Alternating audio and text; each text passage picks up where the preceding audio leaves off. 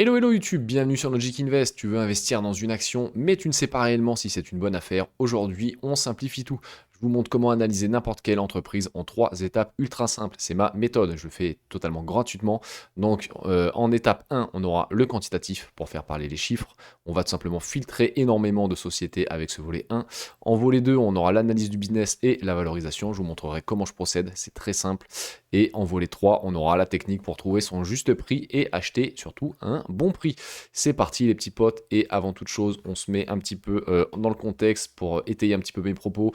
Je vous remontre un petit peu mon portefeuille, j'ai une partie quality, une partie dividende. Donc ce que je propose ici, ce que je vous propose comme méthode, c'est une méthode qui marche et je l'ai tout simplement vu de mes propres yeux, vu que c'est moi qui l'a fait mois après mois, année après année. Encore une fois, je ne suis pas conseiller en investissement, investir comporte des risques en capital et faites toujours vos propres recherches. Mais on est y part les petits potes, hop.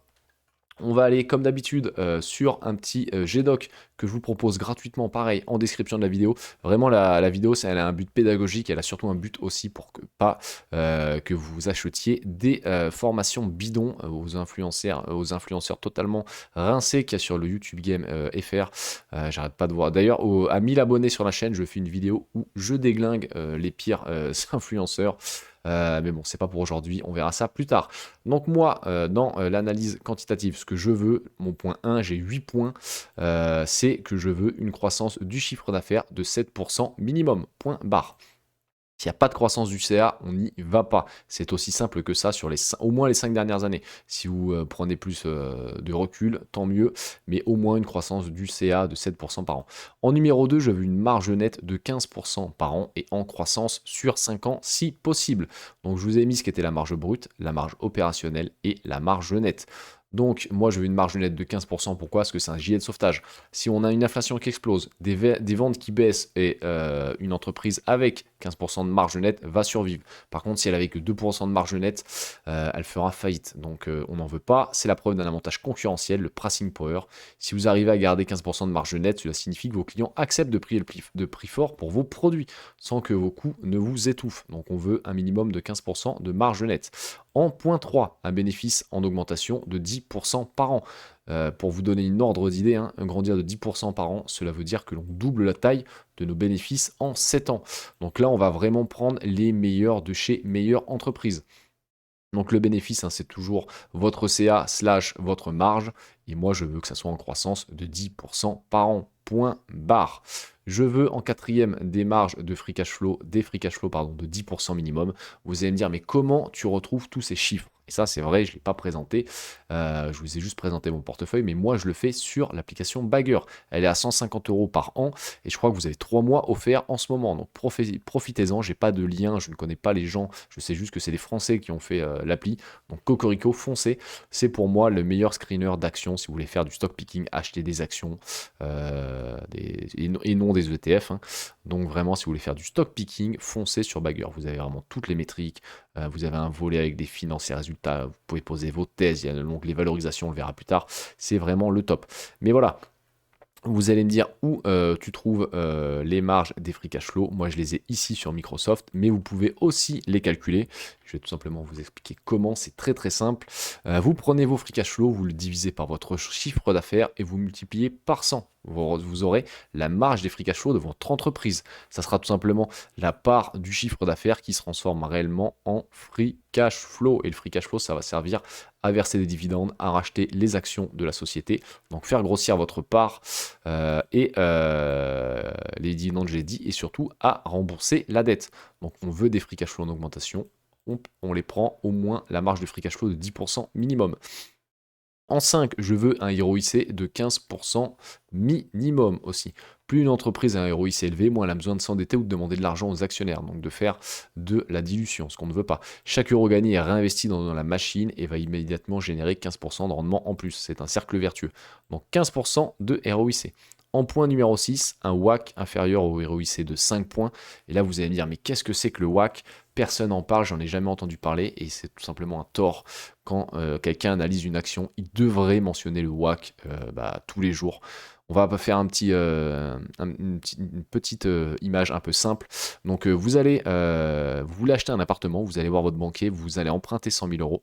Il accorde le prêt à un taux d'intérêt de 8%, ça c'est votre WACC, ok? Donc les 8% que vont vous coûter 100 000 euros, c'est le coût de l'argent tout simplement, c'est le WACC. Et une société, ça va être exactement pareil. Sauf que le coût de l'argent, ça sera la dette et l'actionnaire. Parce que l'actionnaire, vous attendez comment dire, un rendement minimum. Et c'est exactement pareil avec enfin, c'est exactement la même chose que si vous allez emprunter de l'argent. Donc vous avez pour les sociétés l'emprunt de l'argent plus ce qu'attend l'actionnaire. Et là, ça sera votre WACC. Et vous, admettons, vous voulez acheter un appartement, vous allez le louer avec ces 100 000 euros, vous avez acheté l'appart, vous le louez, mais après avoir fait vos comptes, les loyers ne vous rapportent que 5% par an. Ça, c'est votre ROIC. Donc vous voyez que votre ROIC ne couvre pas votre WACC. Et ça, c'est fatal pour une entreprise. Donc c'est pour ça que je veux un WACC inférieur au ROIC de 5 points. En fait, quand la croissance détruit la valeur, c'est le pire des scénarios. Si vous perdez de l'argent sur chaque appartement acheté, en acheter 10, ça ne va pas vous sauver, ça va vous ruiner plus vite. Et c'est aussi la preuve d'une mauvaise direction d'un patron qui investit l'argent de l'entreprise dans des projets qui rapportent moins que ce qu'il coûte. Oui, c'est ça, moins que ce qu'il coûte, est un patron qui ne sait pas allouer le capital. Donc on fuit. Et là, vous allez me dire, mais comment tu trouves ce WACC? Pareil, je l'ai ici. Hop, sur Bagger, on l'a. Généralement, je regarde le WACC sur 5 à 10 ans. Donc on est aux alentours de 9,5%, on va dire, dans la fourchette haute, pardon. Et je regarde mon ROIC, pareil, sur 5 à 10 ans. On voit qu'on est à 24%. On est à plus de 5 points largement. Le WACC est même largement couvert, hein.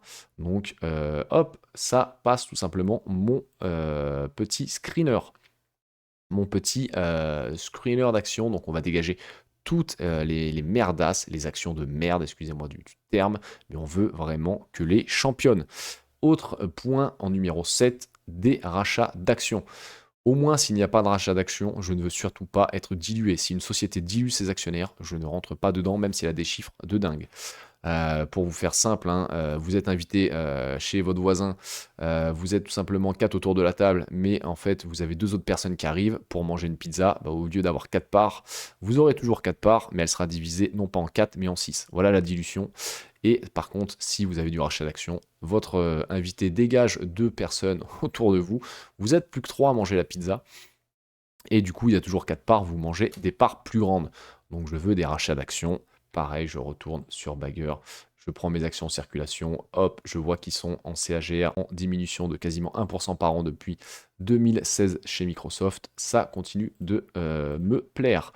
Et en 8, une dette sur EBITDA de 2,5 max. Et là, on va aller voir, hop, on va aller voir dans le portefeuille. On va pas prendre Microsoft, mais on va prendre une action que j'adore un petit peu taper dessus. Non, mais on va taper Ricard, en fait, ça sera plus simple. On va taper Pernod. J'avais bien écrit, je crois, Pernod Ricard, non? C'est le site qui bug, peut-être, l'application. Hop, on va aller ici, dans l'onglet quantitatif toujours. Je vois que j'ai une dette sur EBITDA de 3,28. Donc déjà, moi, elle ne rentrait pas dans mon screener. Mais on va aller voir très facilement ce que ça signifie d'avoir autant de dettes. On va aller ici, hop, donc compte de résultat. Je vais descendre un peu et je vais aller dans intérêts payés. Donc on voit que les intérêts de la dette de Pernod Ricard coûtent sur l'année 2025 450 millions d'euros à Ricard, tout simplement, juste pour faire rouler sa dette, hein. Donc on pourrait se dire 450 millions, c'est pas énorme. Bah, vous allez voir que leur dividende, ça leur coûte à Pernod Ricard 1,2 milliard. Donc vous avez un quart de remboursement de dette qui aurait pu tout simplement payer le dividende. Et pourquoi c'est grave? Parce que le dividende est tout juste couvert par les free cash flow depuis 2 ans. Ça veut dire quoi? Ça veut dire que l'entreprise a tapé dans sa trésorerie, les amis, pour payer son dividende. Donc ça, quand on est actionnaire, on fuit les 2 jambes à son cou. Donc ça, c'est vraiment un gros red flag, une boîte qui a trop de dettes, qui doit donner beaucoup trop d'intérêt pour faire rouler sa dette. Je ne veux pas. Une fois que vous avez fait tout ça, et vous pouvez le faire aussi sur l'application, vous avez le screener. Moi, regardez, hein, j'ai mis un petit peu ce que je voulais, ce que je vous ai dit, hein, donc des marges de free cash flow, marge nette, ROIC, croissance du CA, croissance des free cash flow, dette sur EBITDA, un petit peu moins d'actions en 3 ans, je crois. Et j'ai mis un petit PER aussi, du coup, une valorisation pas trop haute. Et en fait, vous allez voir qu'il va vous rester que les meilleures sociétés, les amis. Alors, il y en a que vous allez connaître, il y en a que vous n'allez pas connaître. On voit qu'ils sont au nombre de 283. Moi, ce que je vous conseille, encore une fois, ce n'est pas un conseil d'investissement, faites vos propres recherches, c'est de vous créer, suite à ça, une watchlist. Vous allez essayer de vous diversifier un petit peu. Je sais pas, moi, vous prenez 4-5 secteurs, vous prenez une dizaine d'actions, vous allez les passer au crible quantitatif. Elles rentrent dans votre projet, entre guillemets, dans ce que vous voulez faire. Vous les mettez dans votre watchlist. Et là, maintenant, on va arriver sur l'étape 2. Vous voyez que l'étape 1, ça a pris 10 minutes, hein, ça prend pas 3 heures. L'étape 2, vous allez tout simplement devoir analyser le business. Pourquoi c'est important? Parce que ça va aussi vous aider à trouver la juste valeur de l'entreprise. Vous allez en plus investir sur vous-même, vous allez comprendre le business de la boîte. Donc si vous achetez une boîte et que 3 mois après elle prend moins 15%, ça peut être tout simplement le marché un petit peu qui corrige ou autre. Mais si vous n'avez pas fait cette analyse, vous allez commencer à stresser, vous allez mal dormir. Vous allez, attendez, j'ai pris moins 15% sur la société que je viens d'acheter, mais je ne comprends pas, j'ai regardé les chiffres. Pourquoi je vous dis ça? C'est que moi j'ai eu le cas, j'ai acheté du Novo Nordisk à plus de 90 $, il me semble. L'action est retombée très vite à 60, enfin 70 plus 60, et j'ai pas compris en fait. Parce que j'ai investi sur un secteur que je ne maîtrisais pas, la pharmaceutique, une boîte que j'avais pas analysé s'il y avait un mot, donc là on va y revenir un petit peu après, et je ne connaissais pas non plus ses concurrents. Donc le volet quantitatif était approuvé, c'était bon, elle rentrait dans ce que je voulais, mais vu que je n'avais pas analysé le business, j'ai pas compris pourquoi il y avait une baisse. Et si vous ne le faites pas, vous allez tout simplement pas comprendre pourquoi ça baisse et surtout vous n'allez pas voir les dangers qui arrivent. Et en plus, vous n'aurez pas forcément les bons chiffres pour essayer d'estimer la croissance future. Autre chose d'ailleurs, une fois qu'on a passé comment dire, petit test du quantitatif, on peut aller voir à quoi ça sert. C'est que si, admettons, vous aviez commencé d'investir en 2012 quand GoPro un peu s'est fait connaître aux yeux de tout le monde, le volet quantitatif GoPro, il l'avait sur le CA. Par contre, en fait, ils l'ont jamais eu sur les marges. Donc jamais de la vie vous auriez investi sur GoPro avec cette méthode-là. Vous voyez que les marges étaient que de 11%, enfin 10% en 2011 au maximum. Et grand bien, vous en aurez fait de ne jamais investir sur GoPro. Pourquoi? On a un cours qui était au maximum à 90 $ en 2014. Actuellement, le cours est de 80 centimes de dollars. Donc vous voyez qu'en filtrant les meilleures sociétés, vous n'allez avoir que les meilleurs de chez meilleurs. Et même là, il y a toujours un risque. Donc maintenant, on passe sur le volet. On analyse le business. On veut connaître le prix du château fort surtout. Donc numéro 1, qu'est-ce qu'on veut? On veut comprendre comment l'or rentre dans le château. Donc on analyse le business. On veut comprendre les segments de la société, s'il y en a 2, 3 ou 4. Pour ça que vous allez créer une watchlist avec très peu de boîtes pour pouvoir les analyser. Il ne faut pas que vous ayez 300 boîtes à analyser. Sinon, ça va vous demander trop de temps, vous en allez avoir marre et vous n'allez jamais investir. En 2, on veut, les murs sont-ils assez hauts pour remplacer les envahisseurs? Est-ce qu'il y a un motte? Est-ce qu'il y a quelque chose qui fait? Regardez Coca-Cola. Coca-Cola, ils vendent du Coca-Cola depuis des dizaines d'années. Il y a un motte. Les gens, ils veulent du Coca. Ils aiment bien Pepsi, certes, mais il y en a, ils veulent du Coca. C'est du Coca. Pareil pour McDo. Ça, c'est des mottes. Tu vas à McDo. Tu vas au KFC, certes. Tu vas peut-être à Burger King. Mais il y a quand même McDonald's qui est là et qui sera toujours là. Pareil pour Microsoft. Microsoft, vous avez les logiciels qu'ils proposent. Il y a un mode, toutes les sociétés au monde, quasiment, les grosses sociétés sont chez Microsoft, c'est un mode. Google est arrivé avec sa suite, ils n'arrivent pas à rentrer dans les meilleures sociétés, dans les plus grosses sociétés, parce que Microsoft a déjà tout verrouillé. Donc en 3, on a aussi la valorisation, le propriétaire ne nous vend-il pas le château beaucoup trop cher? Donc petit 1, on comprend le business.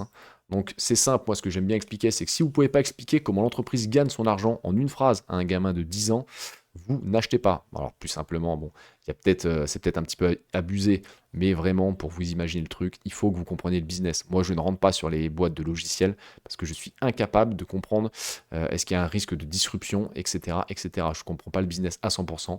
Donc les boîtes qui font que du logiciel, je n'achète pas. Point barre. Et ça va justement vous aider à prendre moins de sociétés dans vos watchlists. Et là encore, vous allez écrémer, écrémer, écrémer. Donc en 2, on veut savoir s'il y a un mode ou pas.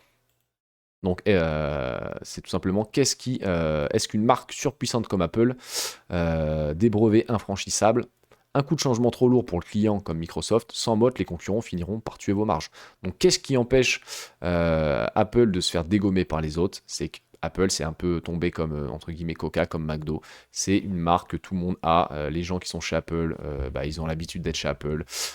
Vous achetez un nouvel iPhone, vous mettez votre eSIM, vous avez toutes les photos sur le cloud, etc. Voilà, c'est un avantage qui est peut-être pas assez... on peut pas forcément le voir, mais Apple a un mode, c'est comme ça. Et vous allez devoir le trouver, les identifier sur toutes vos sociétés, pour savoir si c'est des bonnes sociétés ou pas. Pareil, sur Bagger, vous avez ici, on va passer sur Société, Information, et vous avez aussi, voilà, vous avez les avantages compétitifs, donc le mode. Coût de changement pour Microsoft, oui. Effet de réseau, oui. Actif intangible, oui. Avantage de coût, oui. Marché efficient, non. Voilà. Donc vous avez déjà 4 oui et un non. Donc déjà, vous savez que Microsoft a un mode. Si vous n'arrivez pas à le faire, vous pouvez très bien essayer d'aller sur Bagger pour regarder si c'est un peu dur ou pas. Et vous avez les sources Morningstar, parce que Morningstar a une note de mode pour chaque société. Hop, on va reprendre mon petit classement, enfin mon petit GDOC. En numéro 3, le potentiel de croissance. Quand vous analysez votre boîte, vous voulez savoir s'il y a un potentiel de croissance ou pas. L'entreprise a-t-elle encore de la place pour grandir? Si oui, vend-elle le meilleur lecteur DVD du monde avec des marges exceptionnelles? Peu importe, son mode, son marché est en train de disparaître. Donc vous n'allez pas investir sur Kodak par exemple. Il faut s'assurer que le vent souffle dans le dos de l'entreprise pour au moins les 10 prochaines années. Donc voilà, attention quand vous allez analyser un business, est-ce que ce qu'elle fait sera encore là dans 10 ans, 5 ans? Et ça c'est très dur à faire, notamment pour les logiciels, c'est pour ça que j'y vais pas. Et numéro 4, le prix juste, c'est la règle d'or de Warren Buffett. Le prix, c'est ce que vous payez, la valeur, c'est ce que vous obtenez. Même la plus belle entreprise du monde avec le meilleur mode devient un investissement catastrophique si vous payez l'action 100 fois ce qu'elle vaut réellement. Et je vais vous montrer un petit peu sur Ferrari. Il faut calculer sa valeur intrinsèque pour s'assurer que l'on achète avec une marge de sécurité en solde ou au minimum à son juste prix. Et la plus belle entreprise au mauvais prix est un mauvais placement. Souvenez-vous toujours de ça. Quand vous avez des gens qui chaque matin sur YouTube et Twitch vous disent vous en foutez du prix de la boîte, vous pouvez acheter, si elle sera là dans 10 ans, l'action va monter. Spoiler alerte, non. On va aller le voir. Est-ce que j'ai déjà mon Microsoft ici, mon petit Ferrari? On va aller sur Ferrari. Ferrari, c'est un exemple criant. Moi, c'est une boîte que j'avais en watchlist depuis un long moment, qui m'intéressait. Je ne suis jamais rentré dedans parce que je ne trouvais pas mon prix juste. Et on va aller voir en fonction, hop, du prix de l'action. On est monté quand même à plus de 470 euros. Moi, je l'ai acheté à 280. Donc, les gens qui disaient oui, Ferrari, de toute façon, ça peut que monter, je l'achète à 470. Eh ben, je peux vous garantir que vous allez rester longtemps en moins-value, les amis, parce que la société ne va pas regagner 200 dollars en un an. Donc, si vous voulez avoir du rendement, pouvoir battre les marchés, il faut acheter à bon prix. Donc, maintenant vous avez trouvé une entreprise exceptionnelle avec un avantage concurrentiel fort, des finances en béton. C'est génial. Donc, vous allez rentrer tout ça dans votre list. Mais la règle d'or en bourse est la suivante. Même le plus beau château du monde devient une ruine financière si vous l'achetez 2 fois son prix. Pour savoir combien je dois payer cette action aujourd'hui, je n'utilise pas de boule de cristal, moi. J'utilise une méthode mathématique stricte basée sur la prudence. Voici comment je procède en 4 étapes simples. Et avant d'aller voir ça, on va aller voir, hop, chez Ferrari, l'onglet valorisation sur Bagger. Vous voyez que la ligne jaune, c'est les bénéfices par action. Moi, ce que je vais chercher pour ma valorisation, c'est anticiper mes bénéfices par action sur les 5 prochaines années. Donc, vous voyez que l'action, depuis 2016, depuis l'entrée en bourse de Ferrari, ne fait que suivre en fait la courbe jaune. Vous avez une courbe qui monte, vous avez les actions qui montent. Là, on a une courbe qui monte, mais beaucoup moins vite qu'elle est montée là. Et là, vous avez eu un cours de l'action qui est tout simplement descendu. L'entreprise a annoncé des bénéfices par action, des BPA, en moins forte augmentation. Le marché a tout simplement corrigé. Donc moi, je veux chercher mes bénéfices par action, entre guillemets, sur les 5 prochaines, ma croissance sur les 5 prochaines années. Donc là, moi, j'ai une croissance de 7,5 sur Ferrari, mais vous allez me dire comment je l'ai fait? Ben, je le fais tout simplement. Et ça, vous pouvez le faire pour toutes les sociétés. Donc étape 1, je veux la croissance de mon chiffre d'affaires. Donc je regarde historiquement ce qu'ils ont été capables de faire dans le quantitatif. Ça, pareil, hein, je vais ici, hop, je vais survoler là. C'est très très très simple. En les 10 ans, on a fait du 9%, les 5 ans, on a fait du 15%, les 3 ans, on a fait du 11%. Vous pouvez faire une moyenne de tout ça. En plus, vous avez analysé la boîte, donc vous pouvez peut-être trouver des nouveaux relais de croissance, des nouveaux segments. Si par exemple vous trouvez 15, vous allez tout simplement volontairement baisser ce chiffre. par exemple 10%. Il vaut mieux toujours avoir une marge de sécurité dans son chiffre d'affaires. Vous allez voir pourquoi après. Étape 2, vous voulez trouver le bénéfice. Pour trouver le bénéfice, on l'a dit, c'est CA/marge nette. Donc, pareil, vous retournez sur votre action. Vous regardez un petit peu ces marges. Prenez un petit peu l'historique sur les 5 dernières années. Vous enlevez 1 ou 2 points. Pareil, vous vous protégez, vous êtes conservateur. Et vous trouvez après, du coup, vos bénéfices sur 5 ans. Toujours, vous projetez votre chiffre d'affaires, 8% d'augmentation sur 5 ans, avec des marges de tel pourcentage.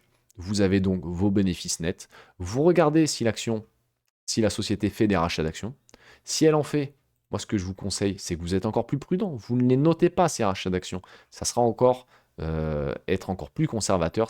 Vous aurez encore un filet de sécurité plus haut. Pourquoi? Parce que quand la boîte va racheter ses actions, elle va faire croître ses bénéfices par action automatiquement, vu qu'il y en aura moins. Et ça, vous ne le notifiez pas. Donc comme ça sera encore une petite marge de sécurité en plus. Et vous allez devoir trouver tout simplement le dernier, la petite métrique, le fameux PER ou Price Earning Ratio. Donc là, c'est simple. Vous allez... Non, je ne suis pas sur la bonne chose, pardon. Hop, moi je vais ici. Après, vous pouvez le faire sur n'importe quel screener d'action. Je prends mon PER sur l'historique de la boîte et je lui enlève pas mal de points. Donc on voit que pour Ferrari, moi j'avais trouvé des croissances bénéfice par action de 7,5 et un multiple final de 33. Ça me donnait un préjuge de 251 € pour faire du 12% par an. Moi, je veux 12% par an. Donc là, si je l'achète à 320 €, j'ai que 6% de rendement estimé. Donc, je ne renforce pas Ferrari, tout simplement. Et là, mon multiple final, vous pouvez être très conservateur. Moi, on voit qu'on a une médiane sur 10 ans sur Ferrari à 40. Je lui ai enlevé 7 points, moi. Tout simplement. Donc j'ai serpé un peu dans Ferrari pour avoir un prix juste le plus conservateur possible, en étant déjà conservateur sur mes bénéfices par action. J'étais conservateur, premier point, sur le chiffre d'affaires, conservateur sur les marges, sur les rachats d'actions, et je suis encore conservateur sur le multiple final. Je me protège, j'achète à bon prix. Hop, je vous ai fait un petit prompt aussi que vous pouvez retrouver. Vous pouvez tout simplement utiliser tout ça sur n'importe quelle entreprise, hein, vous changez juste les chiffres. Donc vous allez sur n'importe quel IA dispo.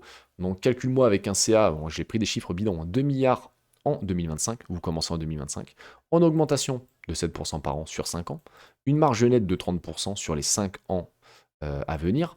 Donc vous pouvez très bien dire 5 ans mais en baisse ou en hausse après l'analyse du business encore une fois. Quand tu as les bénéfices, calcule-moi les BPA, sachant que sur la période, l'entreprise a 260 millions d'actions et fait 0,5% de rachat d'actions. Bon, moi, généralement, les rachats d'actions, je ne les calcule pas, mais si vous voulez les calculer, voilà. Vous prenez ce plomb, vous faites copier-coller, vous allez sur n'importe quel IA, vous rajoutez vos chiffres pour votre société et vous avez tout simplement votre bénéfice par action en CAGR sur les 5 prochaines années. Après, vous trouvez le multiple final et vous pouvez tout simplement calculer votre prix juste. C'est tout simplement très simple, les amis. Après, j'ai fait comment dire, traduire les étiquettes, un petit onglet, traduire les étiquettes de prix Wall Street, tout simplement ce que était le PE ratio, donc le PER. Très simplement, si vous avez une boulangerie, que la boulangerie a fait 10 000 € de bénéfices nets l'an dernier, et qu'on vous la vend 100 000, le PE est de 10. Cela veut dire qu'il vous faudra 10 ans pour rembourser votre achat. Vous achetez Ferrari à un PE de 30, il faudra 30 ans pour rembourser votre achat avec les bénéfices de Ferrari. Voilà ce que veut dire le PE. Et ce qu'il ne faut pas oublier, c'est qu'on dit souvent un PE de 15 et souvent la moyenne et c'est un PE bas. Mais en fait, votre PE, vous pouvez très bien acheter une société avec un PE de 30. Si la société, on l'a vu en fait, le PE, c'est les bénéfices. Double ou triple les bénéfices l'année suivante, votre PE de 30 deviendra un PE de 15. Donc c'est là que j'aime bien regarder le PE forward. C'est tout simplement les bénéfices prévus pour l'année prochaine. Mais c'est le PE ratio, mais avec le forward PE, c'est calculé avec les bénéfices de l'année prochaine. Donc c'est des prévisions, donc il faut toujours faire attention aux prévisions. Mais la bourse n'achète jamais le passé, elle achète l'avenir. Donc attention, c'est exactement ce qu'on va devoir regarder si vous voulez regarder Nvidia. Nvidia, vous l'achetez avec un PER actuellement, je crois, de 40.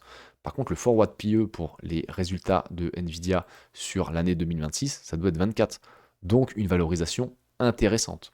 Vous avez en 3, ce qui est intéressant, c'est le PEG ratio. Donc, c'est votre PE divisé par le taux de croissance de l'entreprise. Payer un PE de 30 pour une entreprise semble cher. Mais si cette entreprise double ses bénéfices tous les ans, croissance de 30%, c'est justifié. Le PEG compare le prix à la vitesse de croissance. Donc, un PEG autour de 1, c'est un prix juste. Un PEG inférieur à 1, c'est une affaire en or. Attention, si la croissance de la société est réelle sur le futur, donc c'est là que l'analyse d'action, ça va vous sauver un peu les miches. Si vous n'avez pas analysé votre action, vous n'en saurez rien. Et un PEG supérieur à 2, l'action est beaucoup trop chère par rapport à sa croissance réelle. Attention, il y a des actions, on peut le voir, hop, avec Ferrari, c'est une action, comment dire, dite défensive. Les actions défensives, bien souvent, vous avez un PEG qui est un peu cher. Moi, je crois que je l'ai acheté, c'était aux alentours de 1,60. Mais si vous regardez le PER, sur la médiane de 10 ans, il était de 40. Je l'ai acheté à 32 PER. Le forward PE, il était pareil, aux alentours de 29, je crois, quand je l'ai acheté. Sur les 10 dernières années, on avait une médiane à 40. Donc là, on peut déjà se dire, on avait quand même une boîte qui était plus ou moins soldée. Le PEG ratio, je leur ai demandé à Bagger de nous mettre une médiane aussi. Donc c'est pour ça que j'aime bien, une fois que j'ai été comment dire, conservateur, etc., j'aime bien regarder les métriques clés, regarder est-ce que la boîte, par rapport à ces 10 dernières années, est-ce qu'elle est chère, est-ce qu'elle n'est pas chère, par rapport à ce que j'ai analysé, est-ce qu'il y a un problème, parce que si vous avez évalué qu'il y a un gros problème dans la société, et que même si elle ne paraît pas chère, par exemple Adobe peut paraître pas cher, mais si vous avez l'IA qui flingue tout simplement son modèle, bah vous achetez une boîte qui n'aura pas de croissance. Donc tous les chiffres que vous voyez là, ils sont caduques, parce que la croissance de la société, il n'y en aura pas. Donc c'est là qu'il faut faire attention et pas se faire avoir. Hop. Et moi, ce que ça donne quand j'analyse une entreprise, hein, si vous n'avez pas encore vu mes vidéos d'analyse d'entreprise. Donc voilà, Prada, j'ai fait un deep dive.